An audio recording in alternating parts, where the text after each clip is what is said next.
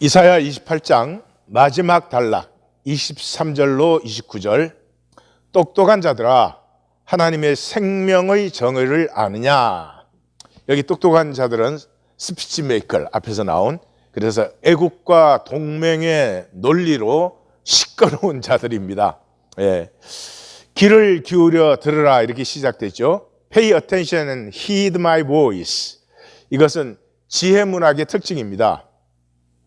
그래서 잠언 4장 1절, 7장 24절, 욥기의 33장 1절, 34장 2절, 또 시편의 49편 1, 2절 등 보면은 이렇게 훈계를 들으라, 명철을 얻기에 주의해라. 이게 잠언 4장 1절이고요. 7장 24절에도 아들아 내 말을 듣고 내 입의 말에 주의하라.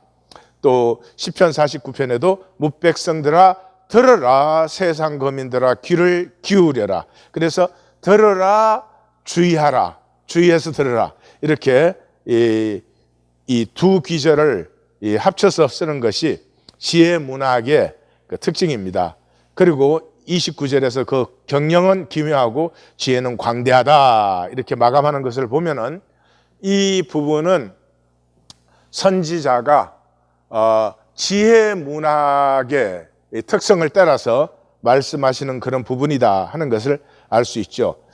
대상은 친애굽주의의 오만한 자들이 먼저입니다. 이 14절. 그 사람들이 이제 옛날식은 안 통해, 지금은 세상이 달라져서 새로운 방식으로 해야 돼, 이러고 있으니까요. 그 다음에는 두말할 것도 없이 예루살렘의 모든 자들입니다. 이들은 천천히 흐르는 실로아의 물을 버렸습니다. 농사는 아무리 바빠도 때가 돼야 되는 것이요. 그런데 이제 이 사람들은 때를 기다리지 못합니다. 하여튼 문제가 생겼으면 빨리빨리 해결이 돼야 되는 것이죠. 그래서 하나님의 길을 버렸습니다. 그래서 이 농사의 비유에서는 이제 첫 번째는 식물이 자라고 열매 맺는 게 원리가 변하냐? 시대가 변했다고? 항상 같은 원리지. 그래서 삶의 원리는 변하는 게 아니야. 모습이 바뀌어서 보인다고 부모와 자식 관계가 바뀌는 것도 아니고 변하지 않는다 하는 것이고, 또 하나는 이제 때를 기다려야 된다. The sign of times. 그래서 시대의 표적을 볼 줄 알아야지, 안 그러면 기다릴 수가 없죠. 문제가 해결 안 되면 죽는 것 같으니까. 자, 23절에 너희는 귀를 기울여 내 목소리를 들으라, 자세히 내 말을 들으라. 그러니까 지혜 문학에서는 보통 이렇게 두 번 반복인데 여기 세 번이 반복된 것을 보시면 이 하나님이 지금 이 백성에게 말씀하시는데 지혜를 가르치는 교사로서, 선생님으로서 그렇게 말씀하고 계시는 것이죠. 그 말은 너희 지혜가 잘못되어서 살 길이 아니다, 오히려 멸망길로 가고 있다 하는 것이죠. 자, 그러면 그 길이 어떻게 된 길인지 보십시다. 24절에 파종하려고 가는 자가 어찌 쉬지 않고 갈기만 하겠느냐, 자기 땅을 개간하며 고르게만 하겠느냐. 25절 지면을 이미 평평히 하였으면 소회양을 뿌리며 대양을 뿌리며 소맥을 줄줄이 심으며 대맥은 정한 곳에 심으며 귀리를 거가에 심지 아니하겠느냐. 그러니까 농부의 농사는 얼마나 다양해요. 향료는 향료대로, 곡식은 곡식대로, 또 곡식은 또 종류대로 각각 자리와 길이 있지 아니하냐 하는 것이죠. 자, 그런데 그 각각 자리와 길이 있는데 그것을 농부들이 기가 막히게 잘 알고 그것을 잘 가꾸어서 이렇게 열매를 맺죠. 그런데 26절은 이 농부들이 해마다 절기마다 때마다 이 결실을 맺는 것이 이는 하나님이 그에게 적당한 방법을 보이사 가르치셨음이며, 그러니까 하나님이 가르치신 것이라는 거예요. 근데 우리는 여기 농사의 비유이기 때문에 적당한 방법이라고 번역한 이 단어가 미시파트, 정의라는 단어예요. 그러니까 여기서 눈치가 빠르신 분은 빨리 알 수 있어요. 이 농사의 비유는 단순한 비유가 아니라 하나님이 정의가 무엇인지를 가르쳐 주시고 있다 하는 걸 알 수 있어요. 왜냐 그러면 거기에 적당한 방법이라는 그런 의미로 쓰려면은 다른 단어가 수도 없이 많이 있습니다. 뭐 적절한, 적당한, 그게 딱 맞는 많은 단어들이 있는데 그걸 안 쓰고 미시파트라는 굉장히 어색한 단어를 쓰셨어요. 그렇기 때문에 여기까지 딱 읽으시면 이 본문의 핵은 여기 정의라는 이 단어에 있구나 하는 걸 이제 이렇게 좀 느낄 수 있습니다. 그래서 농부들의 지혜는 하나님의 경륜을 삶으로 익힌 거예요. 그죠? 예, 하나님이 나타나서 다 모여라 내가 가르쳐 줄게 그런 게 아니고 수천 년 동안 그 절기를 따라서 살면서 몸에 배인 그런 그 원리라 이 말이죠. 그러니까 이게 논리로 교실에서 배우는 그런 것이 아니고 말의 논리가 아니고 삶으로 익힌, 그래서 원리가 삶이 된 성육의 원리다 이런 말이죠. 예, 그래서 이 17절에 정의란 단어가 나왔잖아요. 하나님의 언약은 너희를 지켜주지 못하지만 하나님의 언약은 변하지 않고 너희를 지켜준다. 왜? 그 기초가 정의와 공의이기 때문에 하는 거죠. 그러니까 이 하나님의 정의와 공의는 이렇게 뭐 말로 만들어서 논리로 만들어서, 논리는 시대에 따라 변하잖아요. 그런 것이 아니고 하나님의 경륜을 삶으로 삼아서 성육된 것이기 때문에 이것은 뭐 시절이 다르다, 시대가 다르다고 해서 바뀔 수 있는 그런 것이 아니다 이 말이죠. 그러니까 여기서 우리는 왜 새 시대는 생명이 새로운 논리로 살아야 되는 것처럼 이렇게 말할 수 있는 것은 이 뇌 생존을 위한 허구의 이야기, 뇌는 이야기를 만드는 기관이다 하는 것을 우리 나누었죠.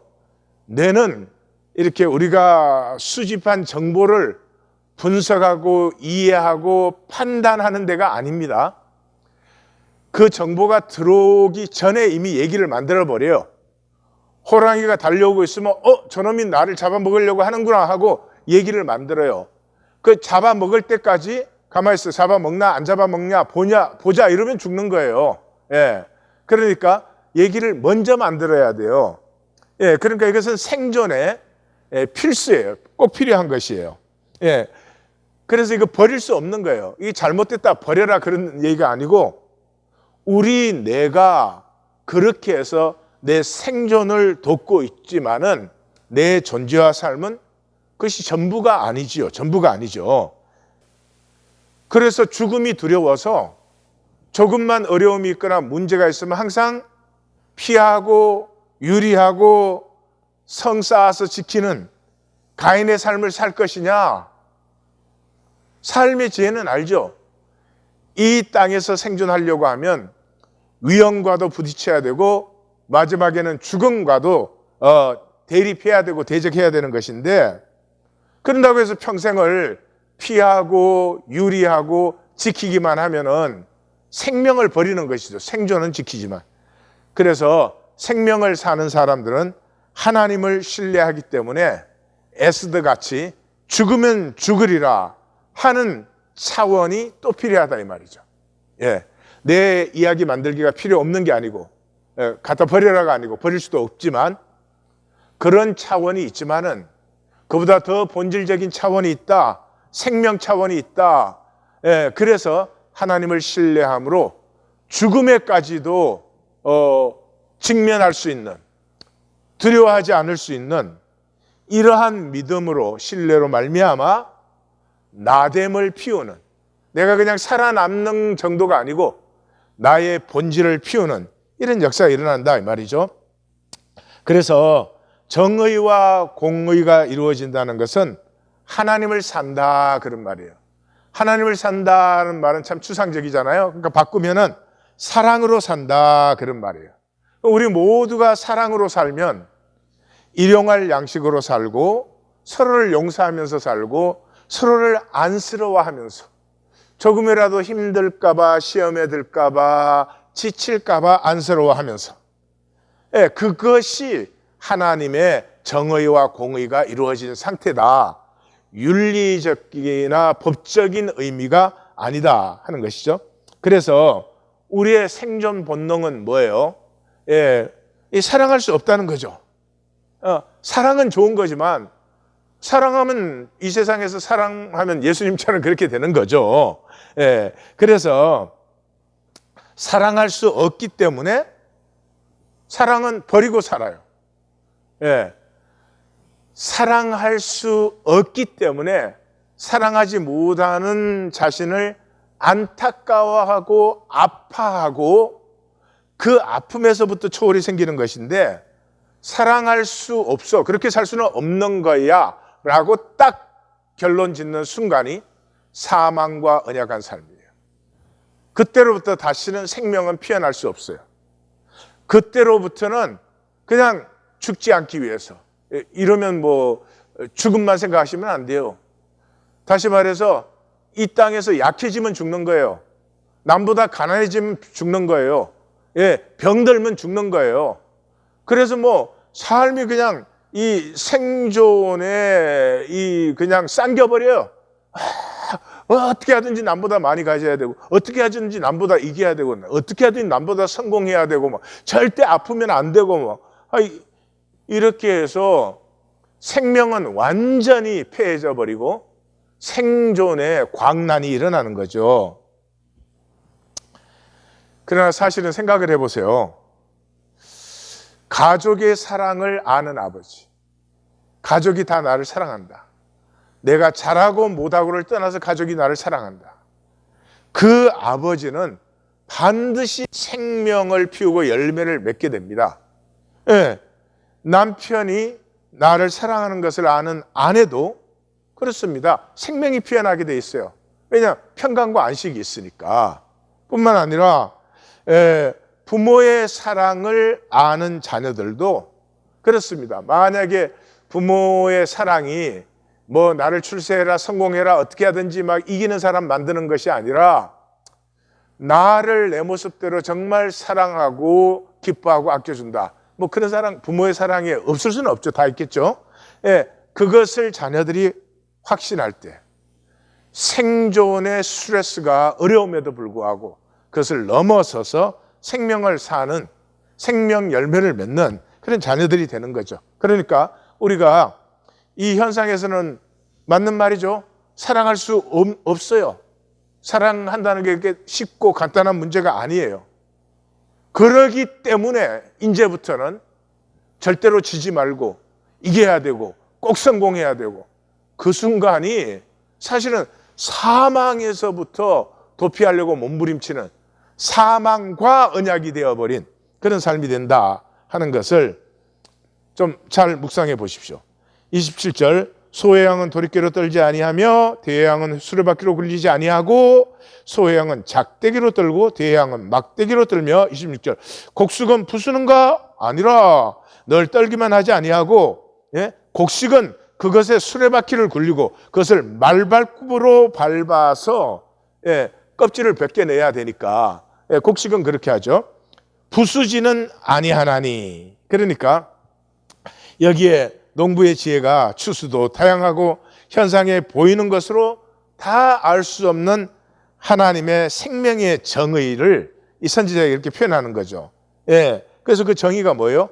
추수의 종류에 따라 시기도 다르고 그 방법도 다 다르다. 심지어 곡식을 추수할 때는 그 위에 수레바퀴를 굴리고 말발굽으로 밟아도 곡식은 보존되지 않느냐. 그러니까 여기 이 상황에 들어가서 보시면 이 굉장히 의미가 분명한 말이에요. 지금 북왕국 에브라임은 아수르에 짓밟히고 포로되어서 잡혀갔잖아요. 이제 남왕국은 이제 조금만 있으면, 이게 요시야 여호야김 시대니까, 여호야김 시대라고 하면 이제 한 10년 남짓만 있으면 이제 유다도 망해서 포로로 잡혀가는 거예요. 아니, 1, 2, 3차 포로니까 1차 포로는 아직 뭐 10년 되기도 전에 잡혀갑니다. 그러니까 바빌론에 짓밟히게 하는 것이 이스라엘을 보존하시는 하나님의 정의다. 얼마나 충격적인 말이에요. 얼마나 놀라운 말이에요. 왜 충격적이에요? 유다가 그렇게 생각하거든요. 결코 포로되어서는 안 된다. 결코 망할 수는 없다라는 이 현상의 강박. 이 강박은 본질에 합력하여 이루는 하나님의 선을 볼 수 없는 허무죠. 예. 하나님의 그 경륜을 볼 수 있다면 자기들의 한짓과 자기들의 역사를 보면은 맞아. 우리는 이렇게 새로워지지 않으면 안 돼 하는 것을 금방 알 수 있는데, 초등학생도 알 수 있는 일인데, 이 생존은요 절대로 망해서 안 돼요. 절대로 실패해서 안 돼요. 실패하거나 실수하면 뭐 큰 수치인 줄 알아요. 그래서 시시하고, 그래서 뭐 아무것도 아닌 것도 자랑거리 있으면 그걸 또 뭐 하여튼 자랑을 하고 그러죠. 이 사망과 언약한 사람의 특징이 실패의 두려움이에요. 실패하는 것이 두려워서 아무것도 못하고 죽어요. 그게 사망과의 언약이고 사망에 사로잡힌 거예요. 뭐 보통 그러잖아요. 실패를 몇백 번 해야 성공을 한 번 하는 거라고. 그러니까 한 번의 성공이 있었다는 것은 그간에 많은 실패와 시행착오가 있었기 때문이지, 실패도 시행착오도 없는 성공은 없죠. 그러니까 실패를 겁내는 사람은 절대로 성공할 수 없어요. 절대로 성공할 수 없어요. 이게 사망과 언약한 사람들이에요. 예. 기차가 이 한 정거장을 출발해서 다음 정거장에 도착하기까지 그 사고 날 수 있는 원인이 3천 몇백 가지라고 해요. 그 뭐 한국철도공사 안전관리단인가 한 자료에 있는데, 제가 정확히 기억은 안 납니다. 하도 오래전에 본 자료라서 3천 몇백 번의 그 사고 가능성이 있어요. 생각해 보면 3천 번이 아닐 것 같아요. 더 될 것 같아요.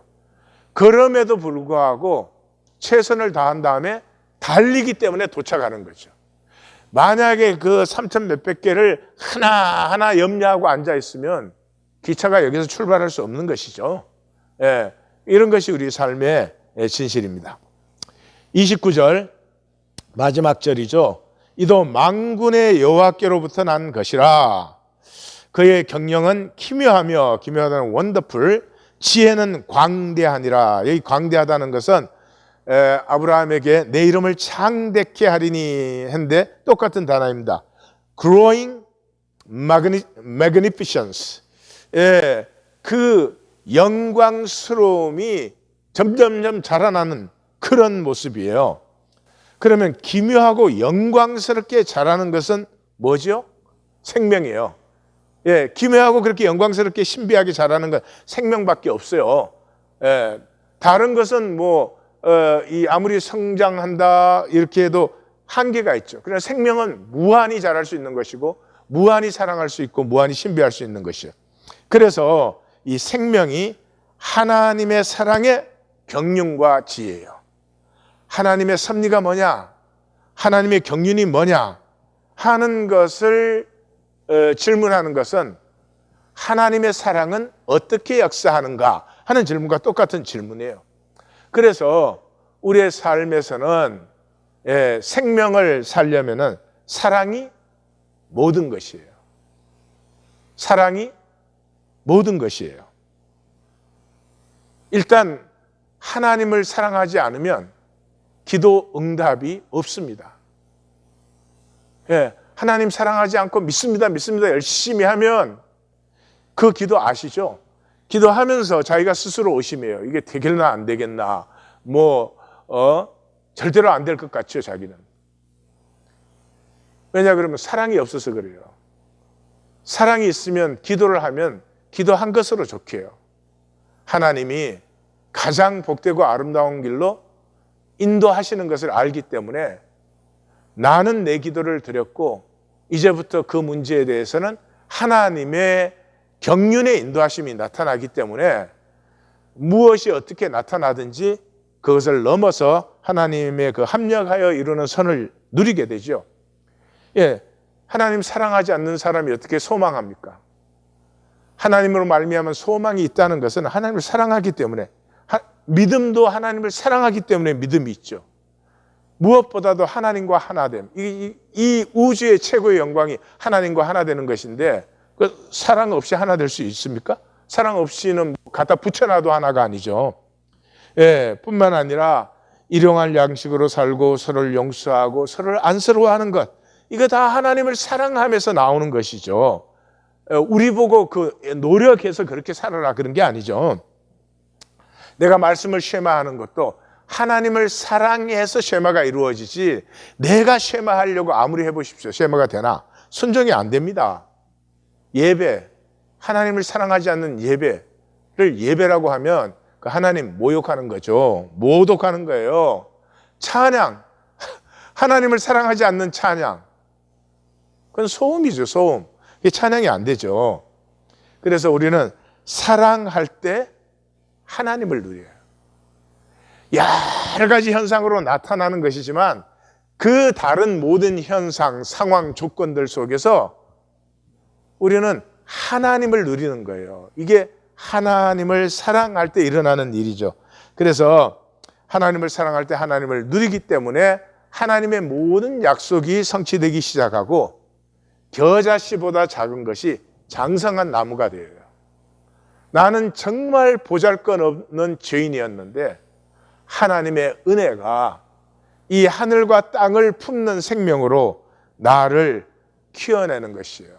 근데 이 사랑의 역사가 딱 한 가지에 걸리면 완전히 패해지는 거죠. 뭐 하는 거예요? 넌 실패할까? 넌 실패하면 끝장이야. 이 실패가 두려우면 출발을 못하는 것이에요. 실패가 두려우면 안전을 확보해야 돼요. 일을 하기 전에. 예. 성공과 실패는 하나님에게 맡겨놓고 내가 하나님을 신뢰해서 갈 때, 여기 신뢰할 때는 잘 신뢰가 아니에요. 완전하게 신뢰도 아니에요. 우리가 하나님 신뢰하면 얼마나 신뢰하겠어요. 그럼에도 불구하고 그 겨자씨만한 신뢰로 이렇게 하나님과 함께 동행하기를 원하고 하나님의 인도함을 받으려고 할 때, 그래서 하나님의 은혜가 나타나는 것이지 우리가 뭘 잘 믿고 잘한 게 아니라 이 말이죠. 나는 세상을 사는 자인가? 사망과 언약을 맺은 사람이죠. 하나님을 사는가? 생명과 언약을 맺은 사람이죠. 나는 불안과 두려움으로 사는가? 사망과 언약이죠. 아니면 사랑으로 사는가? 그래서 생명과 언약한 사람이죠. 이 불안과 두려움은 왜 들어오죠? 반드시 이겨야 돼. 반드시 성공해야 돼. 세상에는 믿을 게 없어. 이런 내 이야기가 들어와 있기 때문에 이 불안하고 두렵고 그것이 흔들리지 않는 것입니다.